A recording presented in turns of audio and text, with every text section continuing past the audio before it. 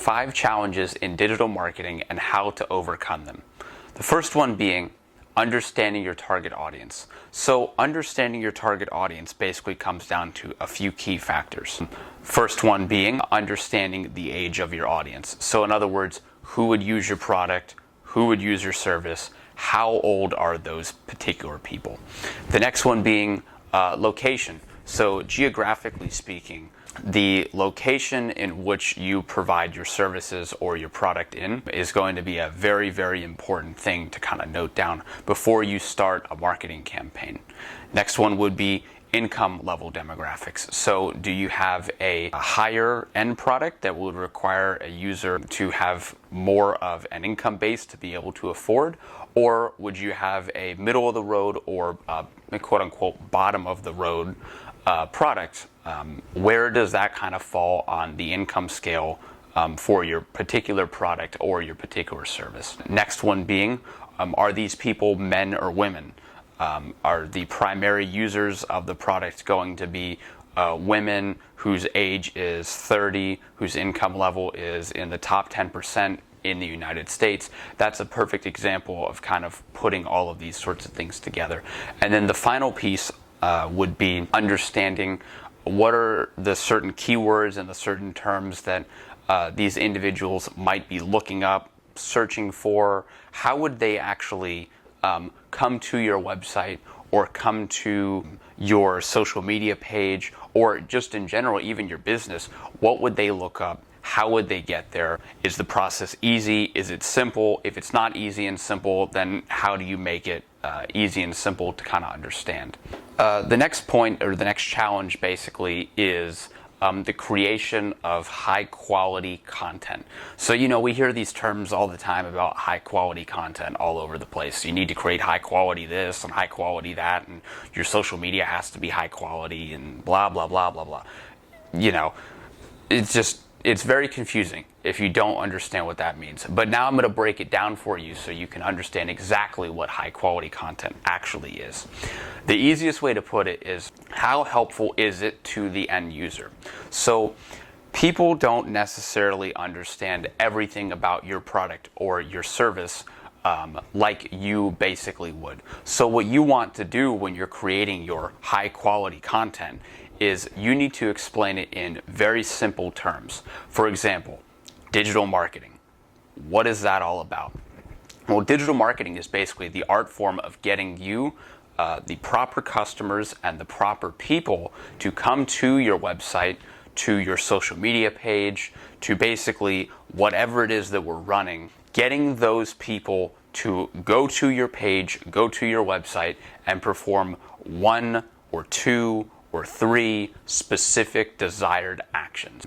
As long as we're doing that, we can kind of mold and shape traffic flows and certain things exactly like how we want them to at a certain point. But we need to basically be able to easily explain what digital marketing actually is. So in your particular case, let's say, for example, you're a roofer. So if you're a roofer, you want to basically be able to explain to a customer, there's tons of different roofers out there, right? But what you want to basically say is, we will get the job done cheaper, faster, and the job quality will be much better than any of your competitors. See, these are certain things that people kind of understand, so there's an element of price in there, there's an element of speed, and then there's an element of trustworthiness that kind of goes along that. What I would do in terms of creation of this content is I would kind of focus all of my points around those 3 things. So maybe the first week could be about the speed in which you get something done as a roofer. Perhaps the next one could be the quality of your service. And then the final one could be something along the lines of why your service is a certain price or is a certain thing. People typically have a stigma around there being, things that are low cost, cheap, et cetera, things along those lines. But there might actually be a legitimate reason as to why you're able to keep prices low. Maybe you purchase more shingles from a particular company or a particular manufacturer than other competitors. So now they give you better rates, and because of this, you're able to keep your material costs down, which then allows you to translate those savings onto the customers, basically. Thinking about things in that particular regard, or that aspect of stuff when it comes to creation of content, is very, very important.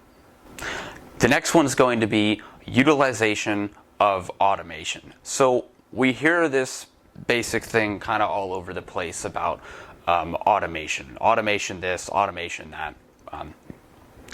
How do I automate my systems, or whatever the case is. So automation basically is really kind of taking the pitfalls and the divots out of a particular system to make it run better. So for example, if you're prospecting and you're prospecting on LinkedIn, one of the best ways to do this sort of prospecting is actually something that we do over here as well, by the way, is to utilize a automation software, a tool of some kind, something that will send out automated messages kind of on your behalf. Now you don't have to sit there and type on the computer and worry about, well, I have to send out my 40 messages per day, because now what you can do is you can have this thing over here running a campaign, doing what it needs to do, and now you can go off on basically the rest of your day. Another good example of automation could potentially be, let's take a classic example, right? Somebody fills out a form on your website. What happens after that? Well, typically for most people, once they fill out a form on a website, that's it. It is what it is. Maybe they might get an email, maybe they won't. I don't know. It really kind of all depends on your setup. But a good idea behind automation basically would be, somebody fills out a form on your website, they get sent an email that says, thank you for filling out a form. If you'd like to get in touch with us, you can call us at 407-923-0109, etc., things along those lines.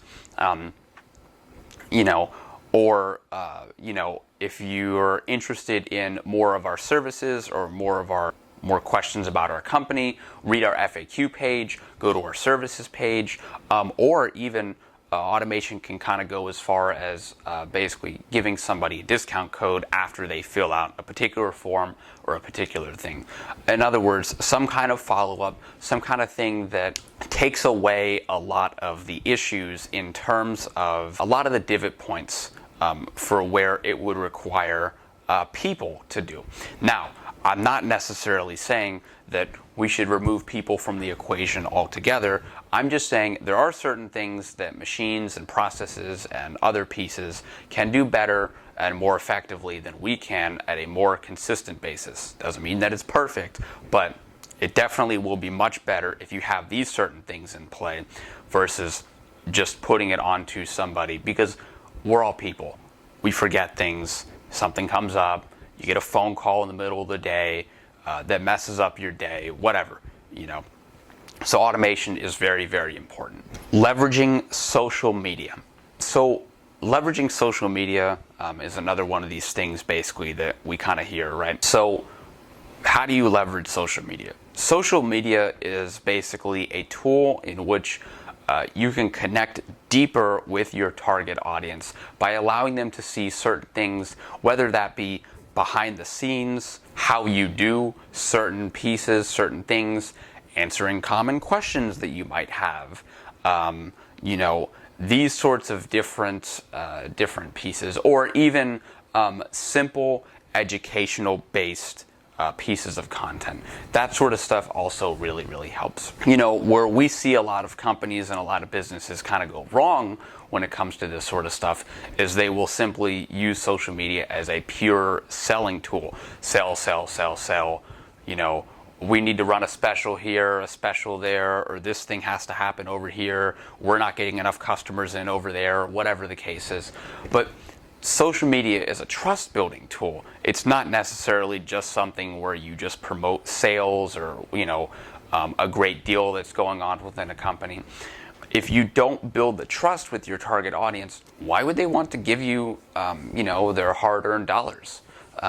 Social media is a great tool to build trust with the people that you would like to connect with, and the best way to do it is to educate them about your product or your service. After that, you can start layering in sales related material or other pieces that kind of make sense. But give people a taste of your company.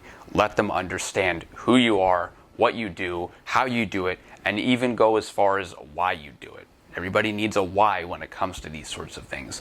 And if you're able to connect those things together, you can effectively help to influence your target audience, help them out, and also generate sales and do certain things. And you're doing it all in an ethical fashion, no misleading, just pure trust building. The fifth one here is optimization for mobile. Optimization for mobile simply means making your website easy to read, easy to understand, easy to navigate, etc., on a mobile device or a tablet or something that you would use in a mobile fashion.